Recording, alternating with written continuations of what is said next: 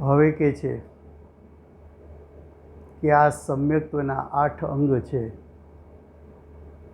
જેને પ્રગટ હોય તેને સમ્યક્ત્વ છે તેમ જાણવું જોઈએ. આવા 8 અંગ બહારમાં પણ જોઈ શકાય તો એમ સમજવું કે સમ્યક દ્રષ્ટિ છે. હવે આગળ કહે છે, એક પ્રશ્ન ઉઠાવે છે કે જો આ સમ્યક્ત્વના ચિહ્ન મિથ્યા દ્રષ્ટિમાં પણ જોવામાં આવે તો સમ્યક મિથ્યાત્વનો વિભાગ કઈ રીતે થશે? કોઈ નિરતિચારપણે પાલન કરતો હોય તો એવા બાહ્ય શુભભાવ હોય પણ અંતરંગમાં સમ્યક દર્શન ન હોય તો કેમ ખ્યાલમાં આવે કે આમને અંતરંગ પરિણામમાં નિર્વિકલ્પ સમ્યક દર્શન જ્ઞાન ચારિત્ર પ્રગટ થયા છે? તો કે છે એનું સમાધાન, આ અંગો જેવા સમ્યક દ્રષ્ટિને હોય છે તેવા મિથ્યા દ્રષ્ટિને કદાપી હોતા નથી. જ્ઞાનીની એક સહજ દશા અને અજ્ઞાનીની જીદપૂર્વકની દશા, બે વચ્ચે અંતર હોય છે. જ્ઞાનીના પરિણામ સહજ છે, અજ્ઞાનીને આયોજન કરવું પડે. હવે કે છે તથાપિ અપરીક્ષકને સમાન લાગે તો પરીક્ષા કરી ભેદ જાણી શકાય છે. જેમણે ઊંડાણપૂર્વક પરીક્ષા કરી નથી એને સમાનપણા જેવું લાગે, પણ જરા સૂક્ષ્મતાથી અંદર ઉતરે તેનો ભેદ ખ્યાલમાં આવે એવો છે. હવે કે છે પરીક્ષામાં પોતાનો અનુભવ પ્રધાન છે. અજ્ઞાની પરીક્ષા કરવા જાય તો અજ્ઞાનીએ પણ ઉત્તમ પાત્રતા કેળવવી જોઈએ. જેમ બેનશ્રી ગુરુદેવના એક જ સ્વાધ્યાયથી પ્રભાવિત થઈને આખા ભારતમાં કાનજી મહારાજ જેવા મહારાજ નથી એવો જે એને ભાવ ઉત્પન્ન થયો,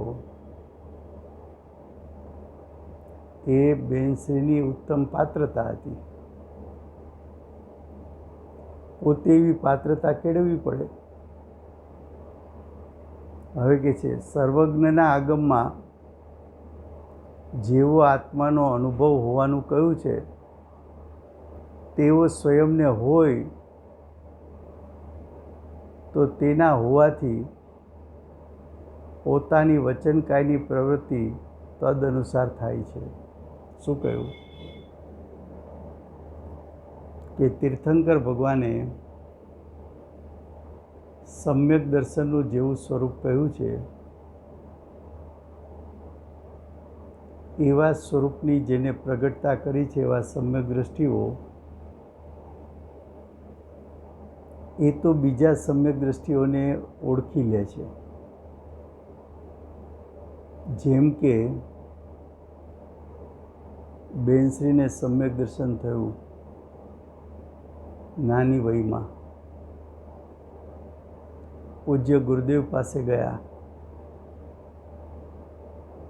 વંદના કરી, સમ્યક દર્શનની પ્રાપ્તિ પછી ગુરુદેવ પાસે ગયા,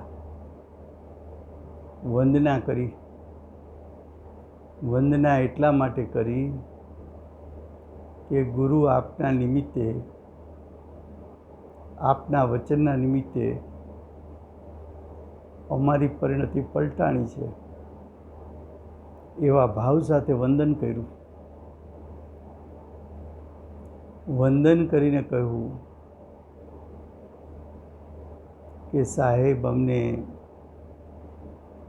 આત્મ સાક્ષાત્કાર થયો છે. ગુરુદેવે કહ્યું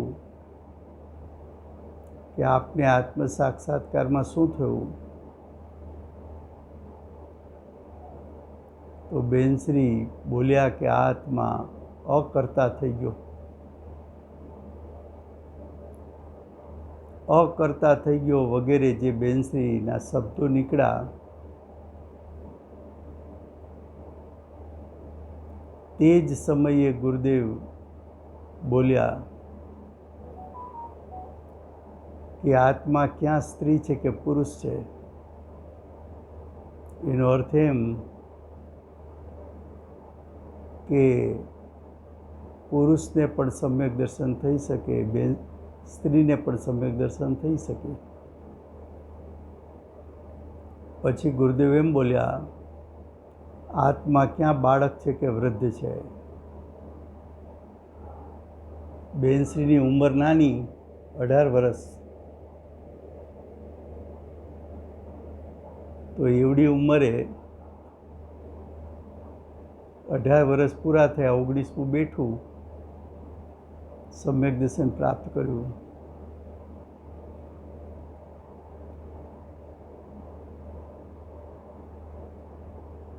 તો બંને વાત બેનશ્રીને લાગુ પડતી હતી. એ જ સમયે ક્ષણ ગુમાવ્યા વગર ગુરુદેવે બેનશ્રીની અનુભૂતિ યથાર્થ છે એવી મોર છાપ મારી. તો શું કહે છે? પોતાની આત્માનો અનુભવ હોય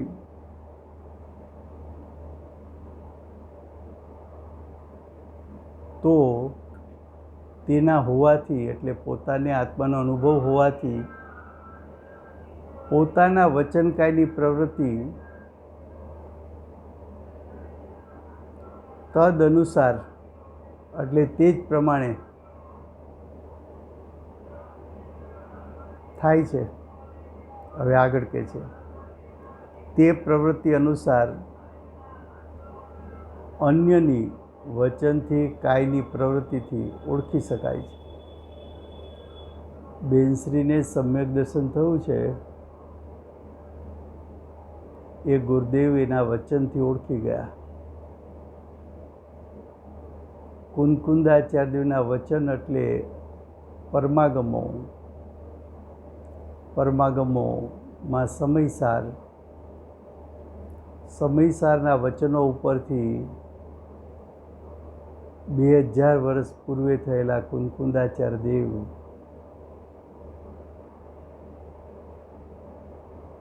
એ 6ઠે 7મે ગુણસ્થાને ઝૂલતા મુનીશ્વર છે, આચાર્ય છે, મોક્ષ માર્ગમાં ઊભા છે, એ ગુરુદેવે ઓળખી લીધું. આ પ્રમાણે પરીક્ષા કરવાથી વિભાગ થઈ શકે છે.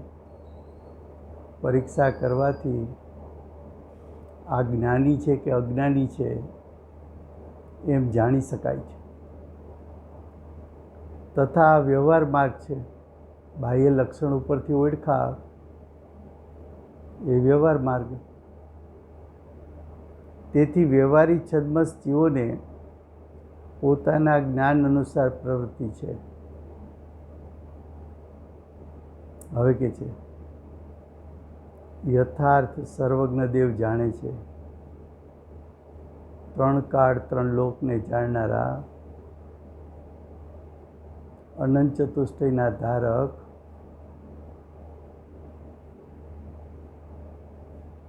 એ યથાર્થ જાણે છે.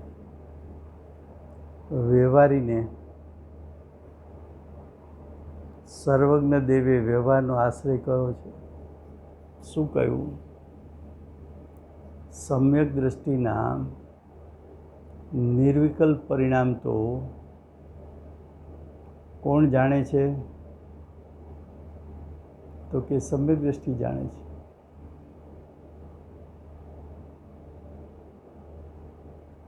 સમ્યક દ્રષ્ટિ જાણે છે.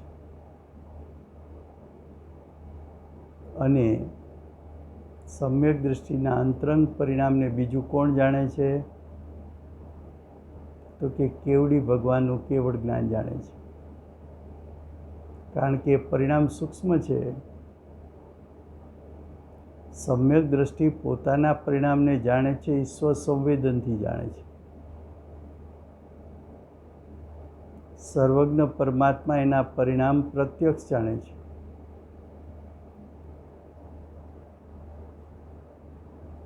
હવે આગળ કહે છે,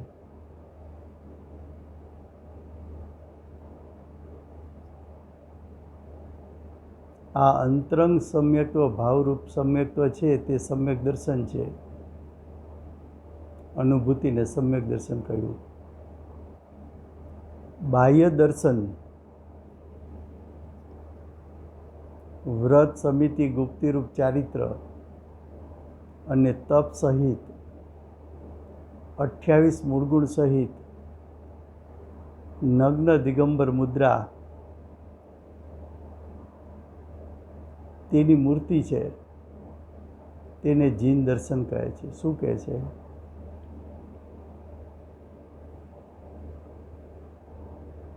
અરિયંત પરમાત્મા કયો કે મુનિનું સ્વરૂપ કયો,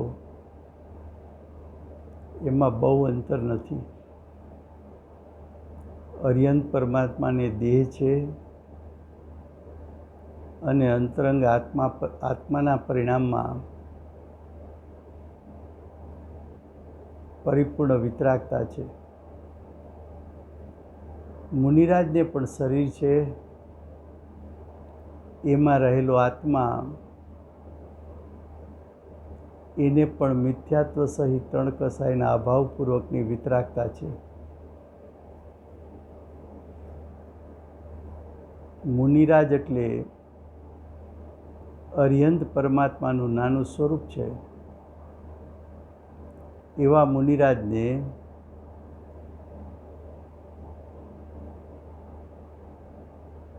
પાંચ પ્રકારના વ્રત, 5 પ્રકારની સમિતિ, 3 પ્રકારની ગુપ્તિ એટલે કે 13 પ્રકારનું ચારિત્ર અને તપ સહિત 28 મૂળ ગુણ. 28 મૂળ ગુણ એટલે 5 મહાવ્રત, 5 સમિતિ, 5 ઇન્દ્રિય જય, 6 આવશ્યક એટલે 21 થયા. નગ્ન દશા,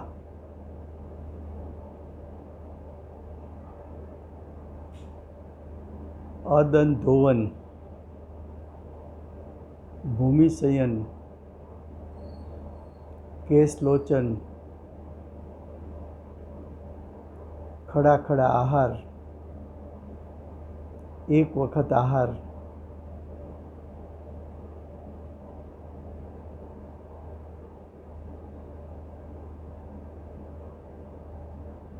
અસ્નાનતા.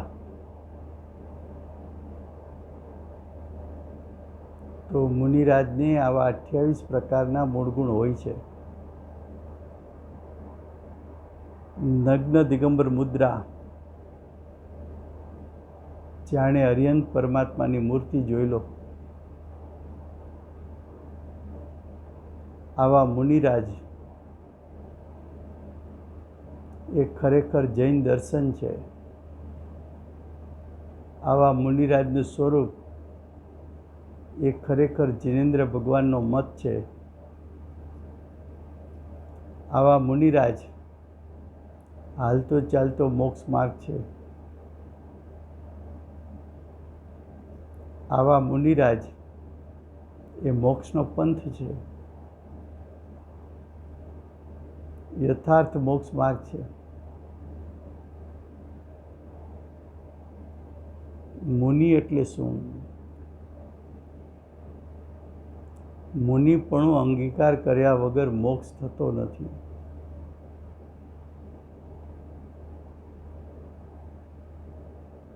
બાહ્યમાં ખોટા પ્રચારો કેટલાય ચાલે છે. અરીસા ભવનમાં મોક્ષ થયો, ભોજન લેતા લેતા મોક્ષ થયો,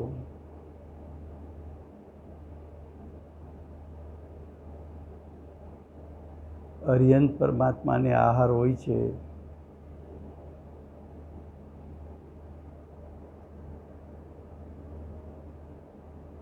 અન્ય મતની તો વાત જવા દો. જૈનોમાં પડેલા ભેદ, એમાં પણ વિપરીતતા જોવા મળે. મુનિનું સ્વરૂપ પરિગ્રહ સહિત દર્શાવે.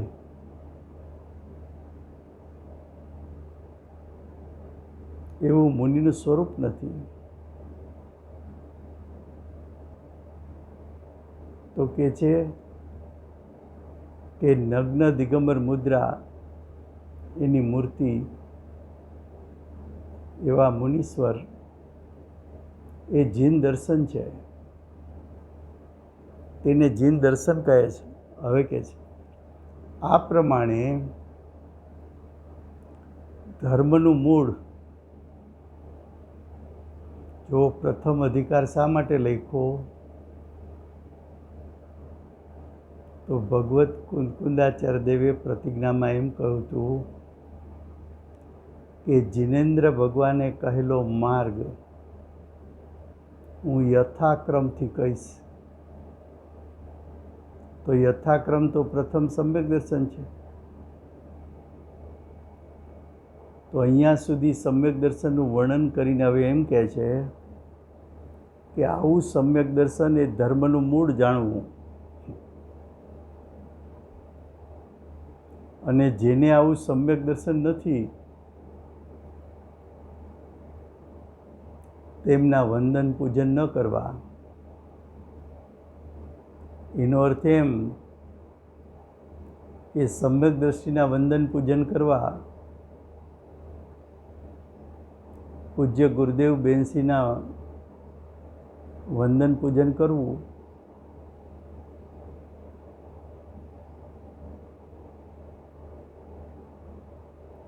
ઘણા અજ્ઞાનીઓ કુતર્ક કરે, એમ કે સમ્યક દ્રષ્ટિનો સમાવેશ પંચ પરમેષ્ટિમાં થતો નથી, માટેનું દર્શન પૂજન ન હોય.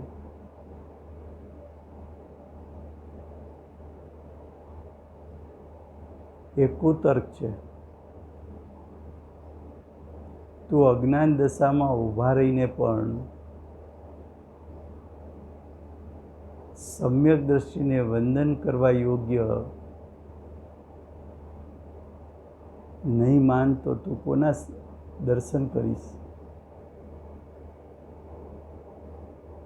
બેનશ્રીને સમ્યક દર્શન થયું તો એક સમ્યક દ્રષ્ટિ બીજા સમ્યક દ્રષ્ટિનું વંદન કરે છે. કારણ કે એક સમ્યક દ્રષ્ટિ શિષ્યા છે, બીજા સમ્યક દ્રષ્ટિ ગુરુ છે. સમ્યક દ્રષ્ટિને પોતાને તો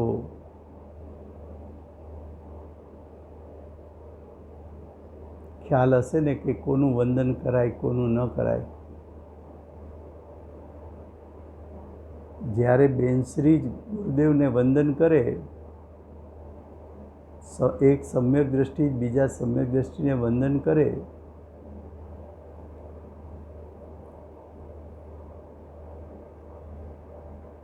એવો વ્યવહાર જોવા મળે તો અજ્ઞાનીએ તો અવશ્યપણે સમ્યક દ્રષ્ટિના દર્શન પૂજન કરવા જોઈએ, એમની ભક્તિ પૂજા આદિ કરવા જોઈએ. તો કહે છે કે તેમના વંદન પૂજનનો જેમને સમ્યક દર્શન નથી, જે સમ્યક દર્શન રહિત છે, એમનું વંદન પૂજન ન હોય.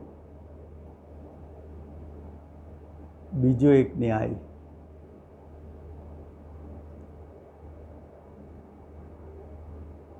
દરેક પૂજાના પુસ્તકોમાં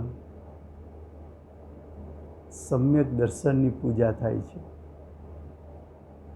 સમ્યક જ્ઞાનની પૂજા થાય છે, સમ્યક ચારિત્રની પૂજા થાય છે, અને ક્યાંક સાથે રત્નત્રયની પૂજા થાય છે. ભિન્ન ભિન્ન પૂજા, સમ્યક દર્શનની ભિન્ન પૂજા, સમ્યક જ્ઞાનની ભિન્ન પૂજા, સમ્યક ચારિત્રની ભિન્ન પૂજા, ત્રણેયની સમુચય રૂપે પૂજા, એવી 3 પૂજા થાય. અને કોઈ એક સાથે કરે રત્નત્રયની પૂજા. હવે જો સમ્યક દર્શનની પૂજા થઈ શકતી હોય તો એનો અર્થ એમ કે સમ્યક દર્શન જેને પ્રાપ્ત છે એ તો પૂજનીય છે.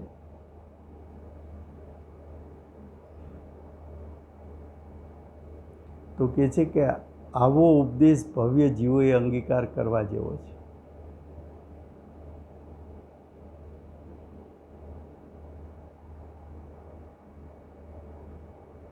તો સમ્યક દર્શનનો મહિમા બતાવ્યો, એનું વિવિધ પ્રકારે ગાથા 2માં લંબાણપૂર્વક વર્ણન કર્યું. હવે ગાથા 3 છે, એનું હેડિંગ છે કે હવે કહેવામાં આવે છે કે અંતરંગ સમ્યક દર્શન વિના, એટલે આત્માના અનુભવ વિના, બાહ્ય ચારિત્રથી નિર્વાણ હોતો નથી. નિર્વાણ એટલે મોક્ષની પ્રાપ્તિ થતી નથી. એનું વર્ણન હવે પછીના સ્વાધ્યાયમાં આવશે. સમય થયો છે.